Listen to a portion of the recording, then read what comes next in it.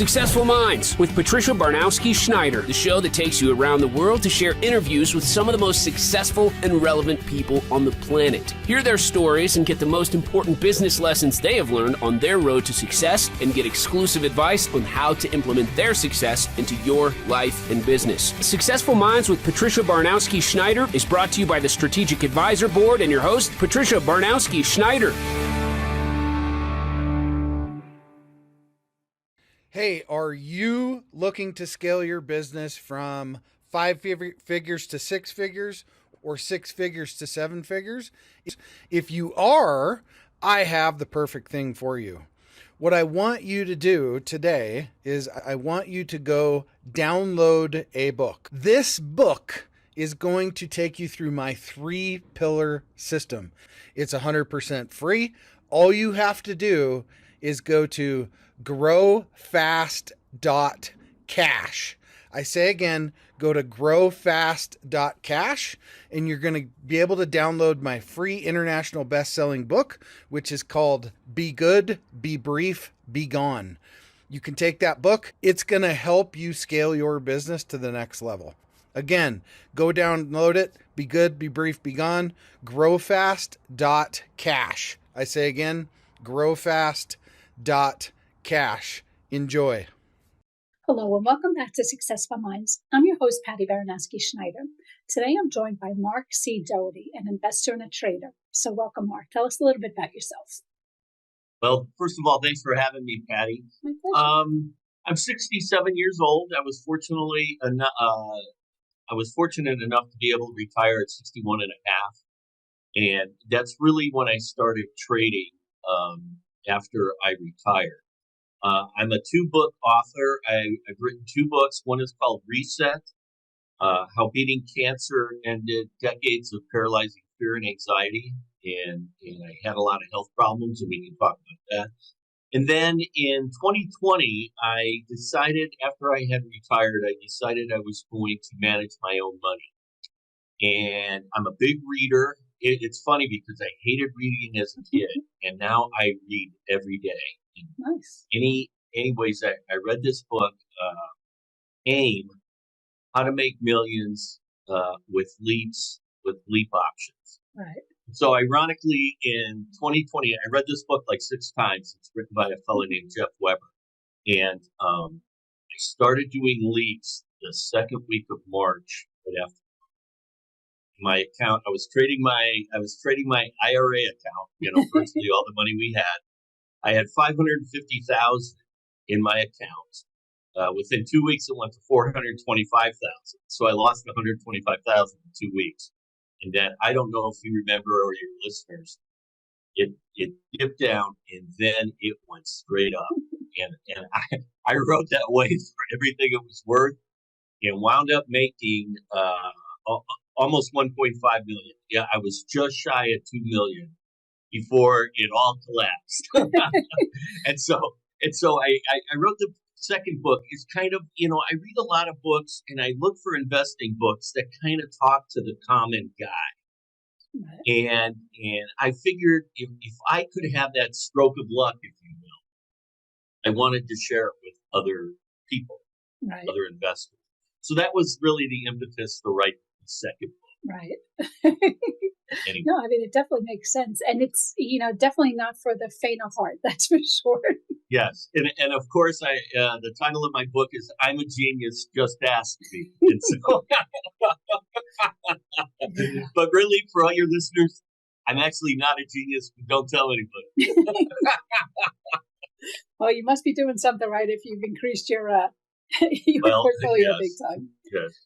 I guess tell us a little bit. So your journey's been quite diverse, from working as a controller and CFO to becoming an investor and trader. So what motivated you to make that shift?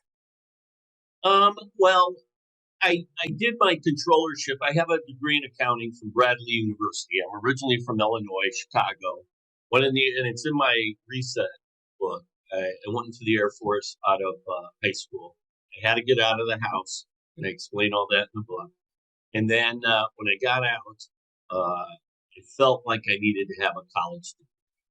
And so I went to Bradley University in Peoria, Illinois, got my accounting degree. And then kind of my goal was to get as far away from my family as possible. I had a lot of fear and anxiety with my father, and the closer in proximity I was to him, more stressed out I was. So I went to Portland, and it's kind of funny, Patty, because Mark Doherty, if everybody goes left, I'm going to go right. And so, of course, in college, everybody wanted to be a CPA who had an accounting. Right. And I just kind of decided that's not what I was going to do. So ironically, I went to the West Coast. I went to Portland, got my first job as a timber accountant with a company called Georgia Pacific. At the time, it was big. Oregon has a lot of timber. It was a timber company.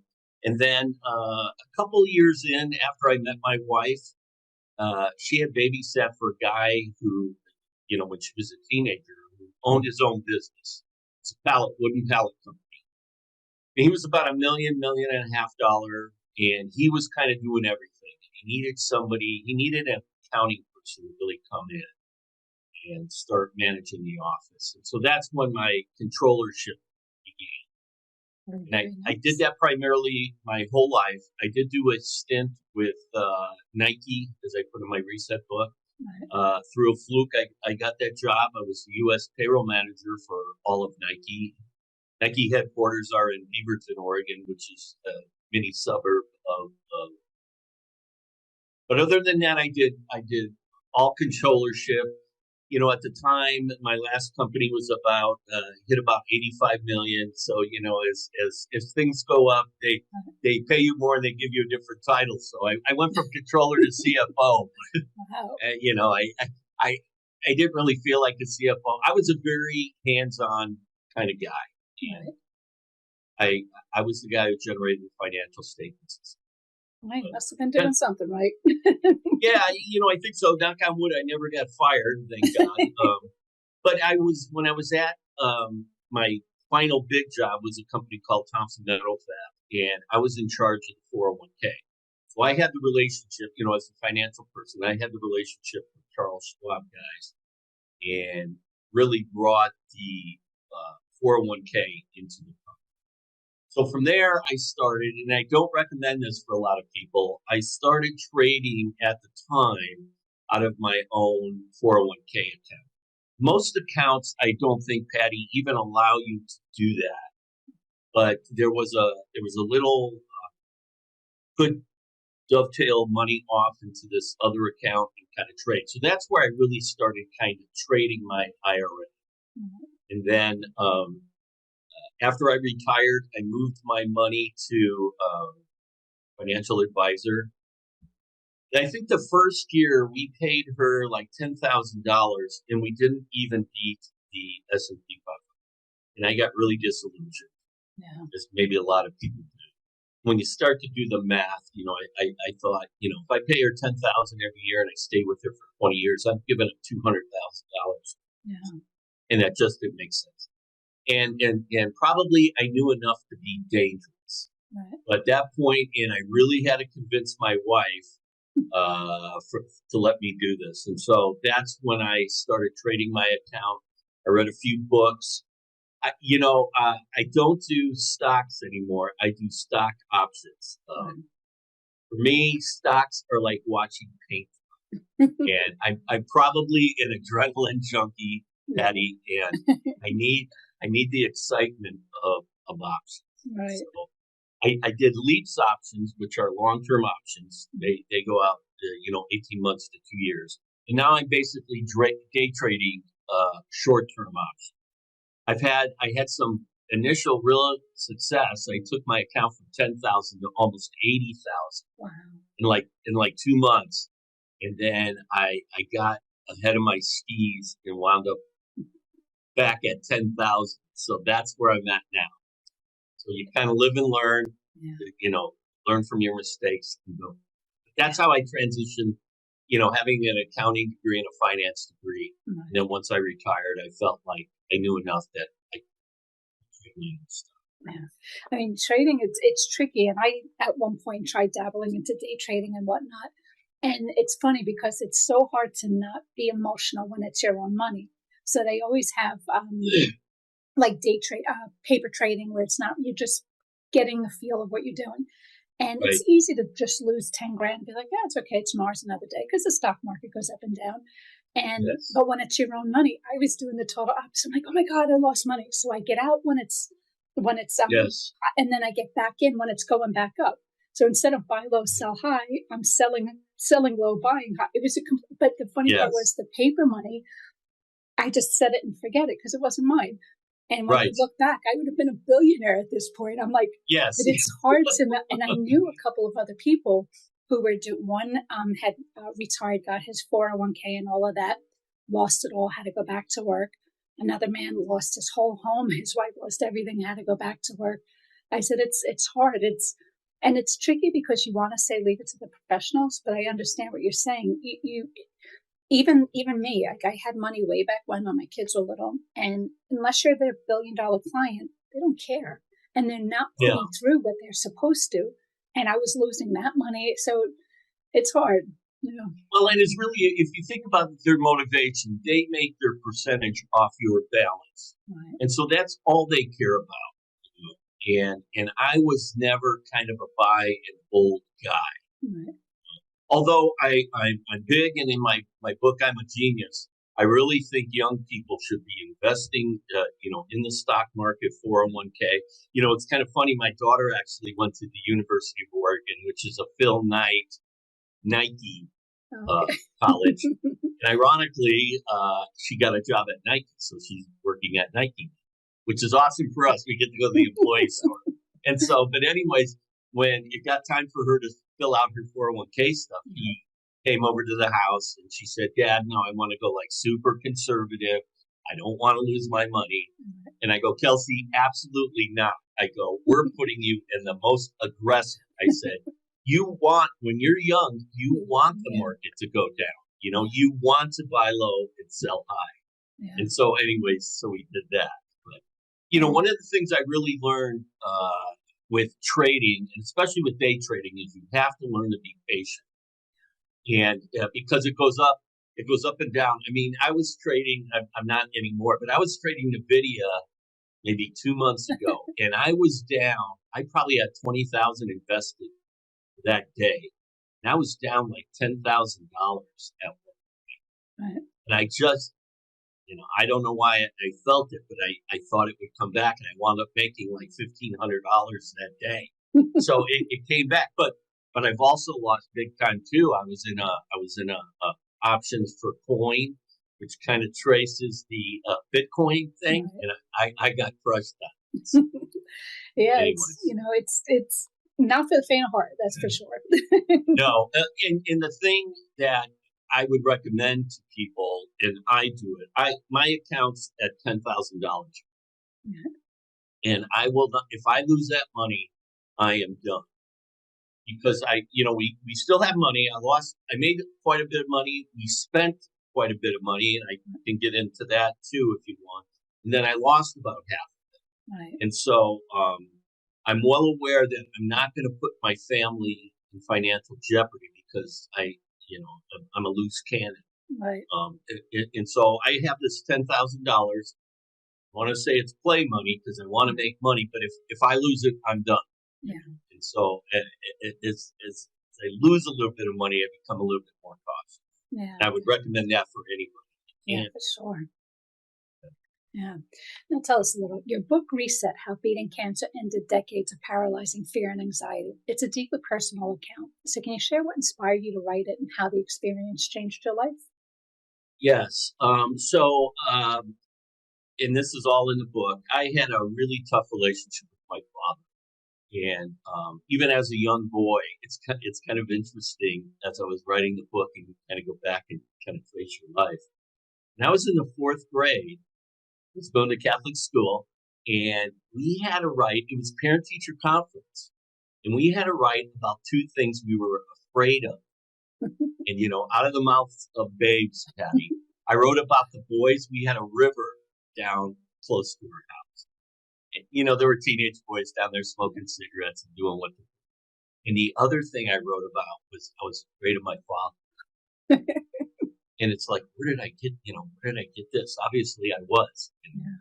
So I had this tough relationship with him. And as I got older, it only got worse. My dad, I was a smart kid intellectually, but a lazy kid like a lot of people. And I was really good in sports. And then I got cut one season. And so I was a real quitter. If things didn't come easy for me, I quit. And so anyways, as time went on, I certainly had fear. And then at 19, I had my first panic attack. I was in the Air Force and I flew home from Okinawa for my sister's wedding. Right. And Patty, I had no idea. This was in the 70s, the mid 70s, Right. when nobody knew about social anxiety. Right. And I had this panic attack when I was home, and it evolved around eating. And, I can talk about this stuff now because I learned about all this, but my dad sat at the head of the table and I sat to his left. Right. And he probably did 95% of his disciplining at the dinner table, Right. where food became a big negative for me. So anyways, I'll jump ahead. So I had all this anxiety and fear all my life. I was having panic attacks constantly. And at 48, was bleeding when I started bleeding when I was 40 years old. And I would go see my doctor and, they would check me and say, they think it's hemorrhoids, insurance companies weren't paying for colonoscopies until you were 50. So at 48, I got up in my book, Reset opens the book. I got up at 2 a.m. to go to the bathroom and I never went poop that night. And I went to the bathroom and that water was red. I freaked. So I went and had a colonoscopy. At the time, it was initially diagnosed as stage 2 rectal cancer. It was on the upper end of my rectum. And it was about the size of a bottom of a water bottle. So it had grown for a long time. And so I got diagnosed. And then when I had surgery, they took out a bunch of lymph nodes around where my tumor was, and they had advanced into my lymph system. So it classified it as stage 3. So, I went through all the reconnect. I had an ostomy bag while my colon healed. They reconnected it. Just a quick biology lesson here. Your rectum expands and contracts, and when it expands, it tells your brain you need to go to the bathroom. So because of that connection and not using it for 6 months, because I was detached, it became like PVC pipe. So ultimately, when they rehooked me back up, I was going to the bathroom 20 times a day to where I couldn't walk. So I did daily enemas for 3 years. Wow. And so ultimately, and this was kind of interesting. So I decided after 3 years, I can't do this anymore. So I went to, and I have it now. I have a full-time ileostomy bag, which is attached to your small intestine. Okay. So there's actually an inch, believe it or not, of my small intestine sticking out of my body. And I have this patch on. Wow. There's ileostomies, which are attached to your small intestine. And then most people have a colostomy, which is your colon. So anyways, I was detached. I had my bag. And for whatever reason, my doctor wanted to do a colonoscopy on the foot and a half of the colon I had left in my body. 54. and my colon burst during that exam. Oh my God. And I was toast. Like right now I weigh about 210. I was down, and when I got sick, I was 185 at 48 years old. I was a runner. I was in good shape. Right. I went down to 150 pounds. I was skin and bones. I didn't have solid food for 6 months. And so anyways, so to answer your question, so I went through all this.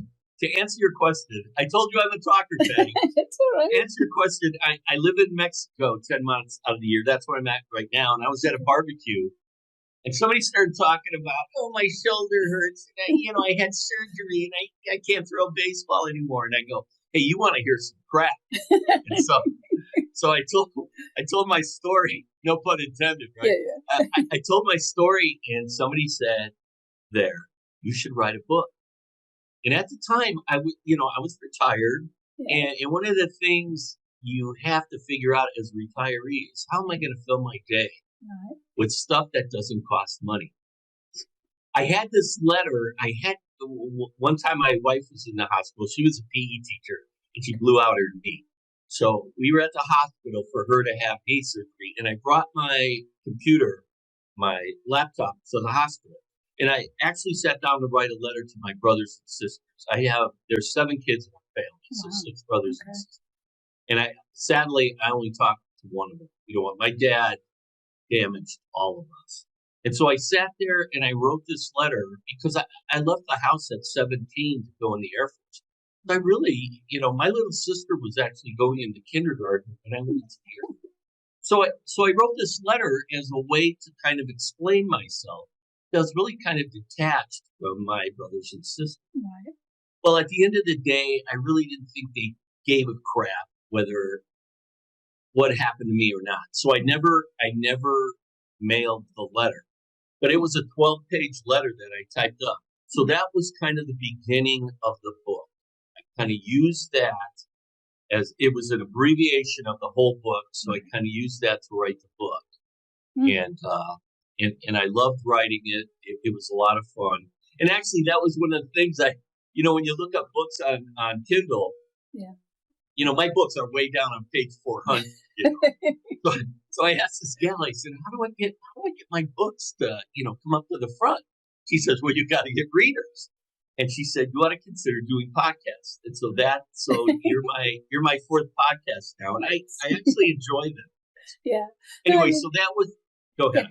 No, I'm just saying how it is, you sharing the story, it feels good to get stuff off your chest, but I agree with you 100%. Like, I've written some books about half the crap that I went through in life, no pun intended, but I don't ever want to seem like I'm airing my dirty laundry out, but you always think that it can possibly help someone else. But it is funny when I hear people, when they judge a book by its cover, and they're like, oh my God, you don't even know the day I had you. And it's kind of like, oh my God, you wouldn't last 24 hours in my shoes. Like, seriously? Right. Because your bus was late this morning. That's the worst of your day. You're okay. So, I mean, your story definitely, it's one of those things you just got to make people aware of. And because there's a lot of people struggling with cancer. Yes. Helping them, it's huge. And one of the things, Patty, one of the reasons that I do these is from a male perspective. I felt so emasculated and alone. And when I went in, finally decided to go into therapy because I knew I was screwed up and I couldn't solve it. Right. Invariably, I would use, they said, describe yourself. And I go, well, I'm a wimp. And they go, well, why are you a wimp? And I go, because I'm a man and I cannot solve this problem.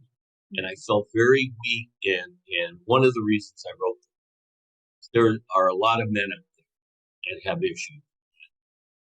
Either overly proud or ashamed, very ashamed.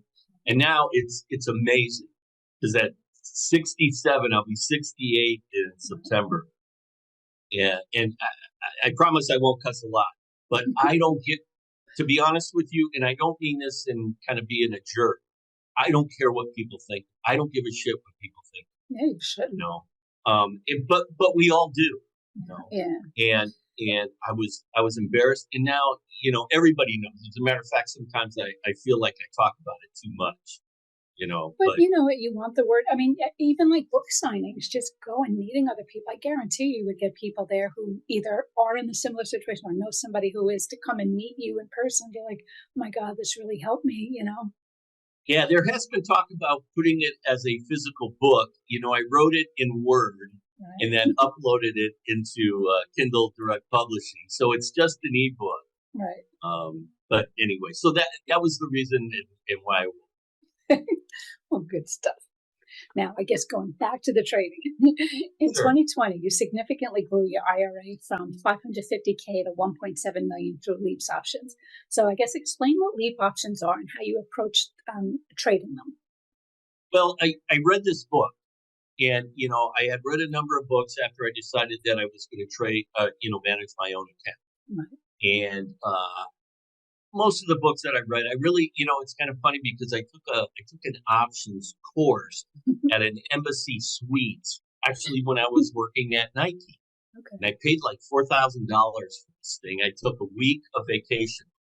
And I swear to God, Patty, when I left that place, I had no idea what an option was. So anyways, I read a number of books, and I was trading stocks, and it was, like I said, it was like watching paint dry, and I wanted to get moving, and so I started hunting for books on Amazon, and as my mother used to say, lo and behold, I found this game book by Jeff Weber, and as I started reading it, it just clicked. And so I downloaded it in January of 2020, or maybe late December of 2019, right before COVID. So he had some examples of spreadsheets and everything. So I created the spreadsheets on my Excel spreadsheet, and I followed his plan. And then I called Jeff up and I said, Jeff, you have to teach me this. And so it was ridiculous. I think I paid him like $250. I mean, it was a joke. And so I started trading in the beginning of March, 550, and it went down to 425. And as I put in my book, Genius, I guarantee you, if there would have been 10 of us that started on March 6th, I think I started. There was 10 of us, and we each started this thing. 8 people would have quit almost immediately. Yeah. And that's how people are. If all of a sudden you're not making thousands of dollars immediately, this system sucks. Right. And then there was so that's 8 off, and then there's one that might have hung on, maybe was considering, and then there was one that would hang on. I was the guy that hung on. And so by the end of March, it bottomed out, and then it went straight up. And so basically, what a leap is option, long-term option. Right. And so Jeff has this kind of system, and so I started buying these options that are 2 years out. Like right now when I day trade, I'm day trading short-term options and only go out for a week. And so my goal was to make, before I died, was to have $1 million in my account. Not make $1 million, just have it. Right. And I had all my spreadsheets, I'm an accountant, I have my spreadsheets, and if everything went right, I might hit $1 million by the time I was 80. doing your typical 5 or 6% every year. And so my goal was to hit $1 million by the end of 2020. That was my mental goal. I hit $1 million by August. And I doubled my money. I was up 100%. Right. And I actually wired, because now I was rich. I wired Jeff $2,500 in Venmo.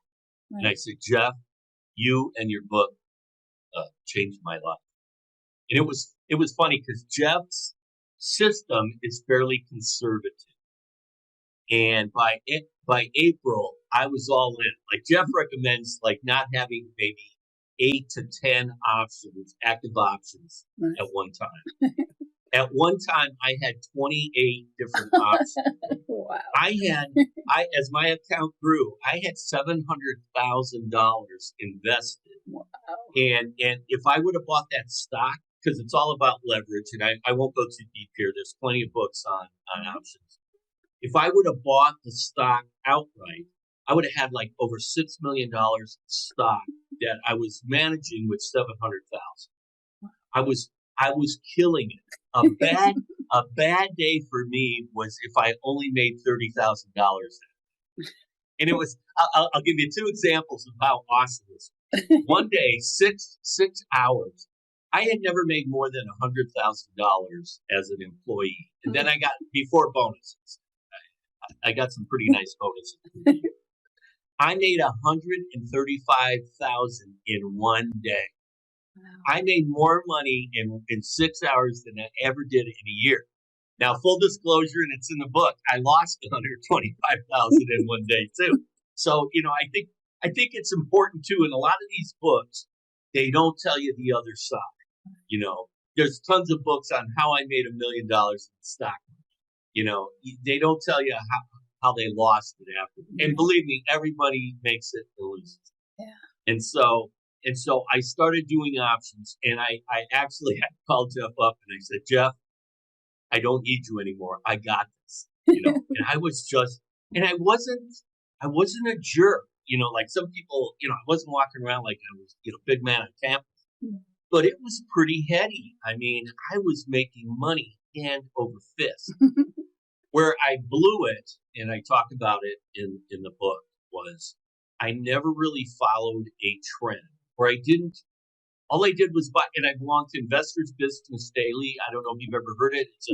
It's a great newspaper. I've used it. I've read all of William O'Neill's books practically. I would get the weekly Investors Business Daily, choose one or two stocks, buy the options, boom, they go. I wouldn't track them. I didn't know if they were above or below their 50 week moving average. I didn't care. It was like a monkey throwing darts at a stock. It was so easy. But then, so what I did was, as I started to lose money, I kept doubling down, and I bought more and more. And I'll give you a great example. I bought calls options leaps on Boeing when they were at $200. A couple of years ago, they went down to $130, and I lost $80,000 on that trade. And then, of course, it came back up, but I didn't want to wait. And I had 2-year options, and this was probably 6 months into the 2 years. But if anybody's traded before, you're watching that thing go down. You're like, oh my God, is this thing going to go to zero? Right. So I've certainly had my ups and downs with it. And then the other thing that I did, so I lost about half of it. Let's say I lost about 600,000. Looking to grow your business beyond 5 figures, 6 figures, 7 figures plus, what I want you to do is go download this book. The title is called Be Good, Be Brief, Be Gone. It will help you grow your business past 5, 6, and 7 figure. Go download the book today, growfast.cash. I say again, growfast.cash, and download the book for absolutely free. Which is embarrassing. But the other 6, since it was all in my IRA, 2 things. We bought the casa that I'm sitting in here now. Okay. I had to pull because I didn't want any debt, and I had over $1 million. So I took out $350,000 out of my IRA, and then included with that, I had to pay the tax. But I was willing to do that because it was free money to me. I didn't have to dig a ditch to do it. I didn't have to work 40 hours a week. There wasn't any stress other than the stress of starting to lose it. So my wife and I paid cash for this. And then we bought a cabin in Oregon almost 35 years ago. And it was kind of what I call a wooden tent. And so we put another 200 after, with remodeling and then taxes, another 250,000 remodeling that. So that was about my 600,000 or 700,000. So between what I lost, it's where I'm at now. But the good news is, we both get Social Security. She was a teacher in Portland for 30 years, so she has a pension. I got money in my 401k, and we have no debt. So while we're not rich anymore, certainly not poor. Right. Yeah. And so, and so that's really kind of the book about I'm a genius. And then I go through, as I did with my reset book, the last parts of both books are kind of lessons I learned. Right. When in the reset book, they're kind of emotional related lessons, where in the I'm a Genius book, they're more financial. Right. And I'm a big anti-debt guy. And Sally and I, we use credit cards, but we never take the balance. There were occasionally during, we've been married 40 years where you got it. I always stayed we lived within our means. I didn't have, one of my big philosophies, Patty, was I would rather own, and we almost kind of did this, I'd rather own 3 homes valued at $200,000 than 1 home valued at $600,000. I think one of the things I looked for as a retiree, and I'm really big on this, is to have options.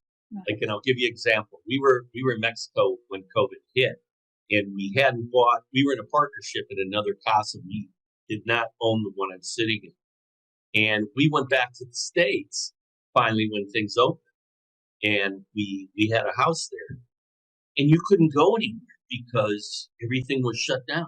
Well, Sally and I were lucky because our cabin's in the woods. So we loaded up all our stuff and we went to the cabin.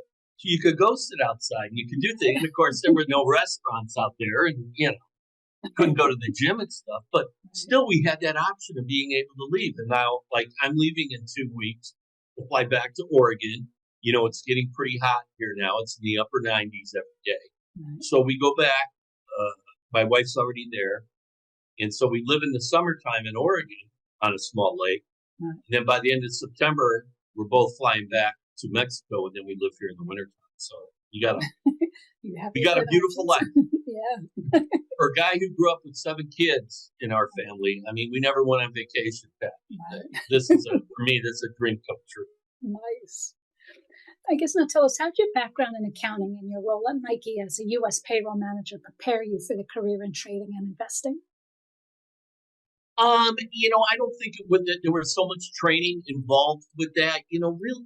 Colleges don't teach how to trade stocks. No. It's always kind of a sidebar if you're a financial person.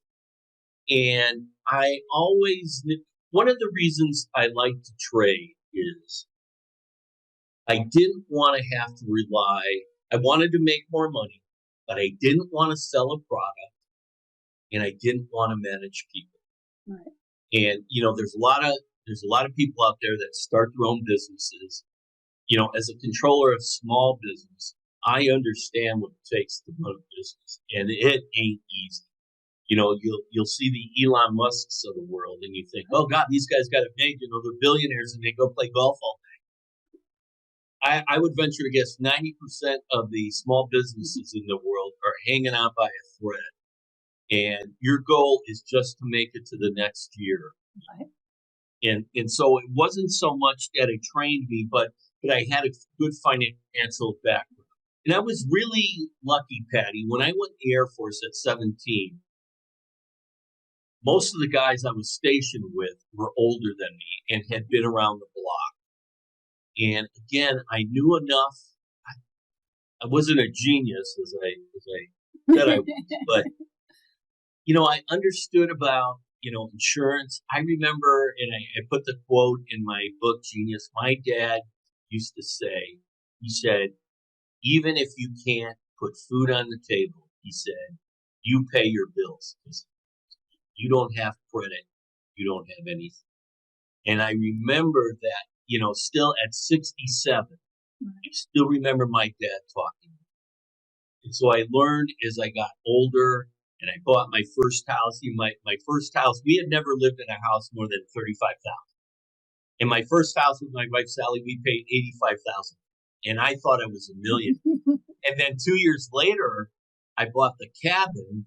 Her grandmother died and willed her $10,000. And we used that money as a down payment. And thankfully, the people that owned the cabin carried the contract. Because there's no bank that would loan me money. I was making $20,000 a year or something. Yeah. And this was back. We bought this cabin in 1990. I don't know if you remember this. Interest rates were like 12%. Yeah. Good old days. Yeah.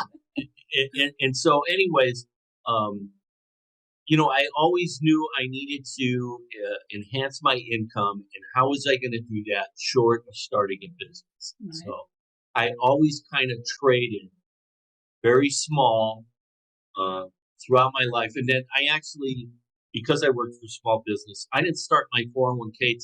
I went to Nike when I was 40 years old. And that's actually when I started my 401k. So I was a good 10 or 15 years behind the eight ball.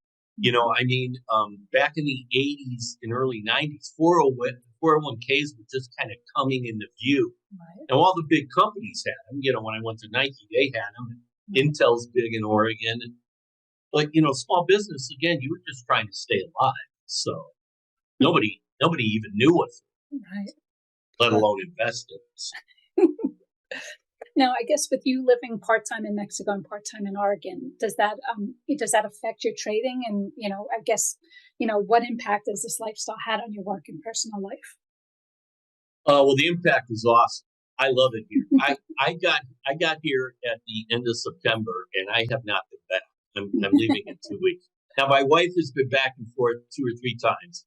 We have kids back there that are grown, and we have grandkids. She likes to do the grandma thing. Me not so much. I tell people my grandkids will love grandpa when they're 15 years old and they come to visit them and they're drinking my beers and driving my golf cart around in Mexico. So the lifestyle's great, and we're very fortunate that we have the option to go both places. Right. As far as investing, it's a no-brainer. We have the internet here. I have a big right behind. I was trading this morning. Right behind me, I got an old TV that I latch into, so I got a big screen, right. and then I'll take my computer home with me and I'll trade when I'm at home. Mm-hmm. So I can do it every day. It's no, thank God for the internet. Probably 20 years ago you wouldn't be able to do this. It's a slam dunk now. So good. And I guess back to your health a little bit. So you overcame significant health challenges, including beating cancer twice. So how did the experience? Well, only once. I had cancer and then my colon burst. Yeah. But anyways, yes. Yeah. Well, how did these experiences shape your outlook on life and your approach to risk and investing? That's a good question. My outlook on life is very good. I struggled even after I started to get better. So my colon burst and they put a pit, and my small intestines got tangled. I had a full-time ostomy bag. During one of the surgeries, my small intestines got tangled. So there was nothing going into my back, so they wouldn't let me eat. So they put a PICC line in my arm, and I had these big bags called TPN, and it's an acronym for something. Basically, I get hooked up in the afternoon, and then my wife would unhook me in the morning, and I lived on that. And the best I can explain, and that was really for the title Reset, was that, and I've read books since, when you fast, especially if you're in survival, like I was, I went down to 150 pounds. Probably at that point, I was at rock bottom, probably physically and certainly mentally. And it was all survival. And I found that I think my body reset. But all of a sudden, I realized I didn't have this anxiety. And so anyways, as I started to get stronger, I became angry. I felt, I'm not a religious guy, Pat, but I felt like, why did this happen to me? Yeah. And I got angry and started, and I'm a verbal guy, and started to attack. And I had this, I was in therapy. I had this superpower. I was not afraid of anybody. But it made me angry. And so I got into therapy to get over that, which was good. And then the other thing, and I'll be honest with you and the listeners, when you go through something as intense as I went through, it changed. And it also changed my wife. She was the caretaker. And I didn't realize how stressful it was for her. I didn't have time to worry about anybody. I mean, for all intents and purposes, I was dead. And so I have a lot of gratitude about being where I am at. I have good health. I work out. I go to a gym here in La Paz 3 days a week. This morning I walked for 45 minutes, before I started trading. I get up and get going, and I'm very grateful.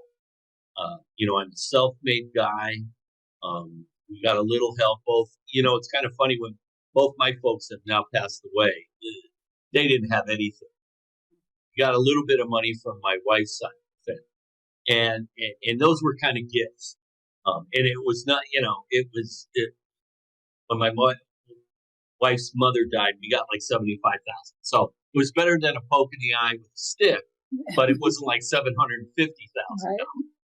So it paid a few bills and allowed me to get out at 61 and a half and do that. So from that standpoint, I'm a very grateful guy, and I'm big on being grateful. I try to be a nice guy. Probably my biggest downfall is I don't have a filter.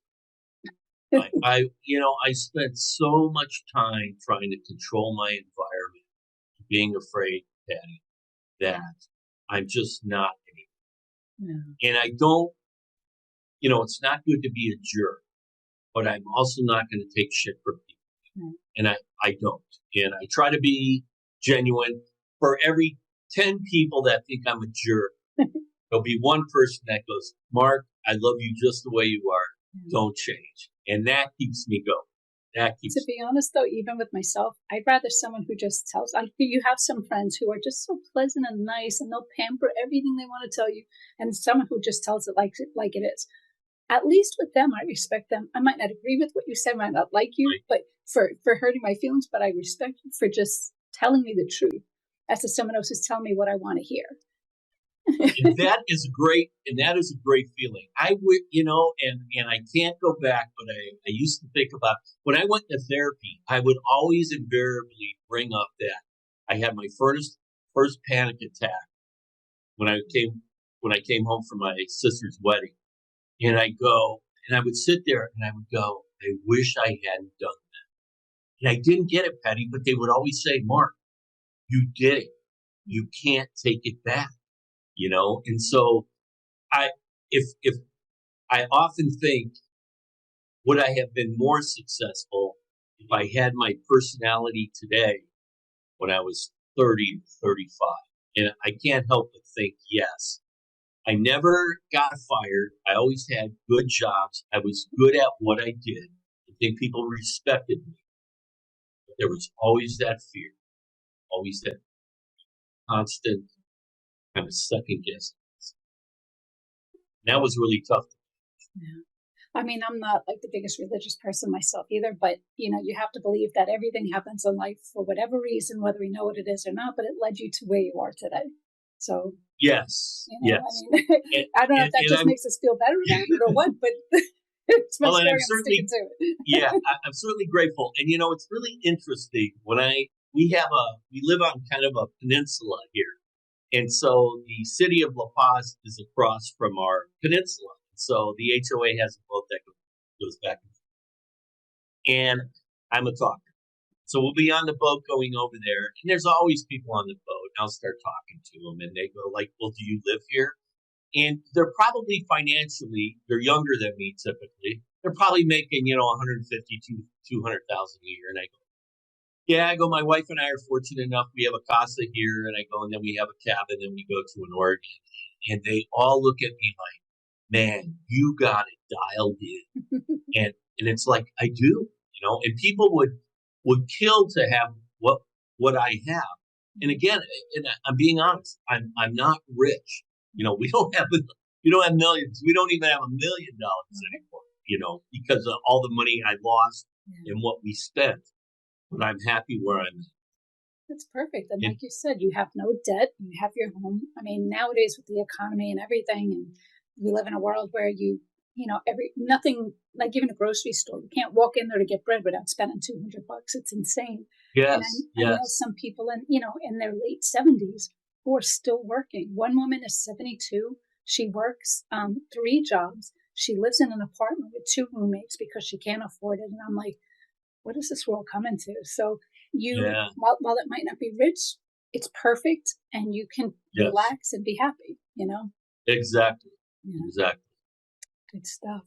So now, I guess, what do you believe are the most common misconceptions about trading and investing? How do you address them in the book and discussions? Well, as Warren Buffett says, Uncle Warren to us investors, investing is simple, but it's not easy. And, it's interesting, Patty, because you make a guess on a stock and you have a 50-50 chance of being right, and yet you're still wrong most of the time. I don't know how that happens. I think one, it's difficult. Two, and I fell into this, and I don't want to say it was cockiness, but as you make more money, you start to take more risk. And it's good and it's bad. The more risk you take, the more money you'll make. But it's also the more money you'll lose. And especially with options. And for your listeners who aren't very familiar with options, and I certainly wouldn't recommend somebody start with options. Mm-hmm. But if like NVIDIA, let's say you have call options, which means you want these options to go up. You want the stock because the options are always they're derivatives of the stock. Mm-hmm. So if you buy an option for NVIDIA, you want the stock to go up. If the stock goes up, the option will go. Yeah. So if NVIDIA goes up 5% that day, your option can go up 25%. Right. I mean, it's incredible with leverage.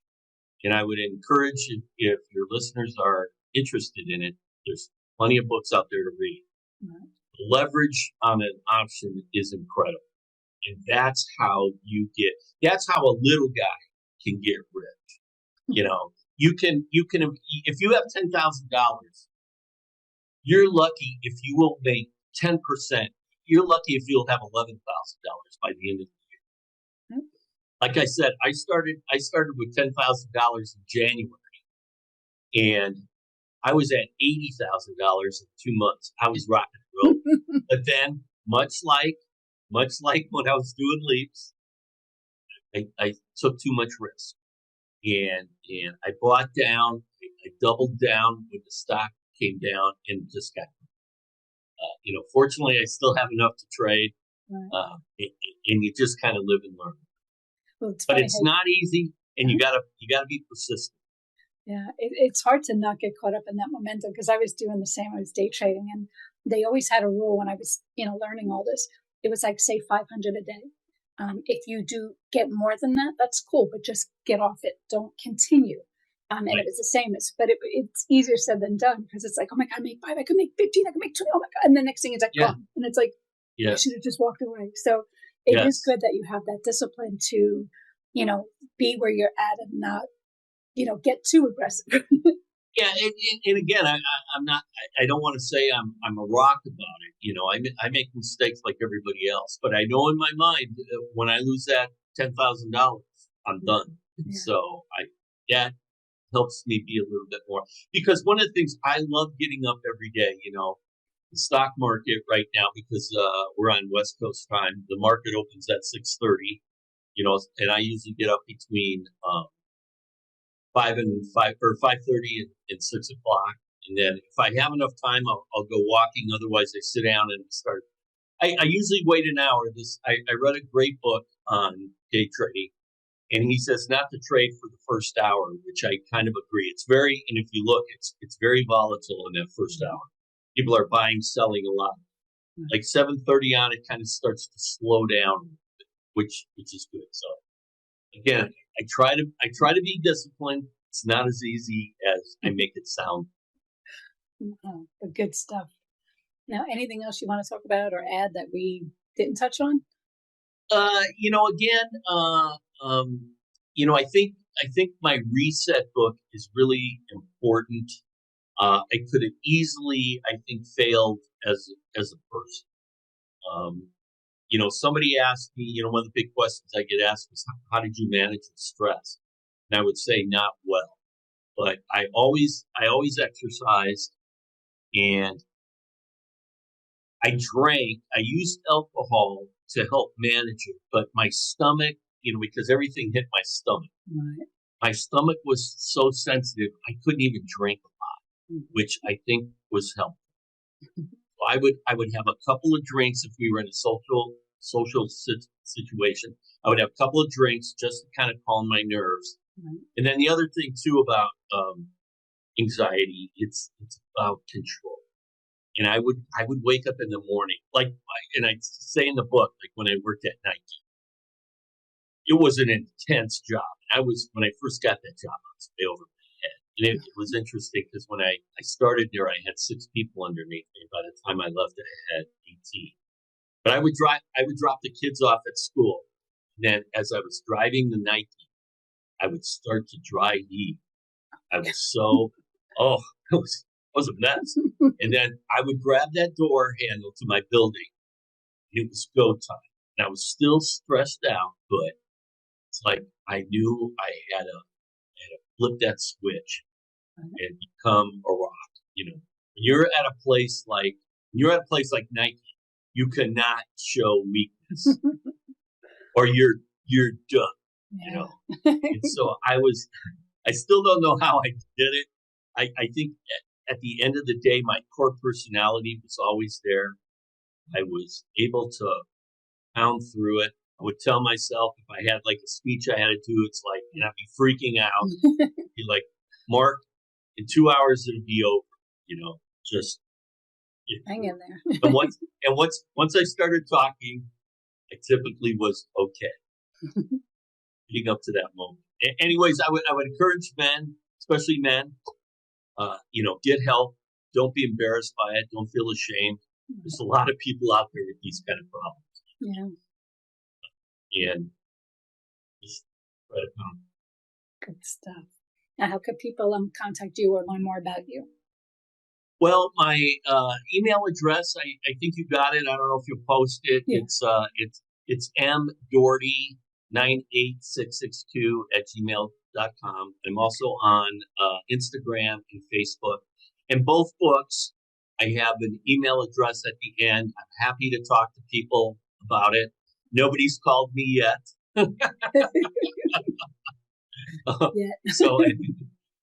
But I did get notice from Kindle or from Amazon that I'm going to get a commission this month. So nice. I think I make $5 every time one of my books turns up. Well, we'll get more eyes on this. I spent $5,000 on an editor, and I think I'm up to $200 on commission. So I got a long way to go. Maybe not the best investment, but okay. But it's different. So, anyways.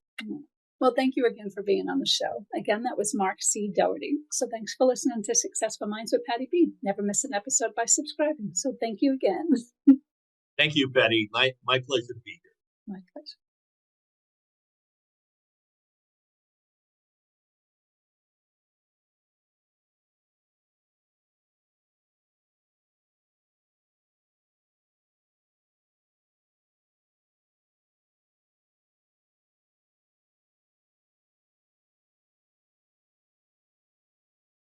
Hey, we all want to scale our business. Hey, I have the answer for you today to help you do that.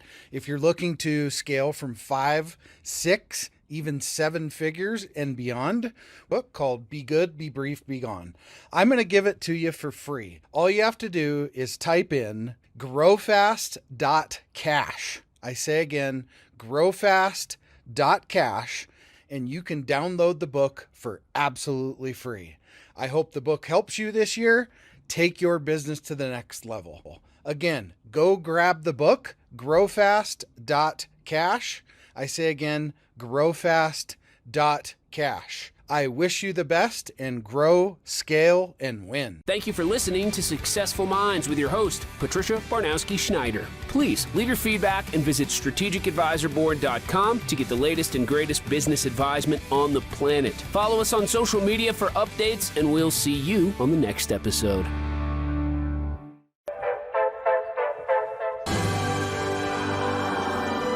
There it is. Magnum. Holy moly. Yeah, baby! That's what I've been waiting for! Dear God.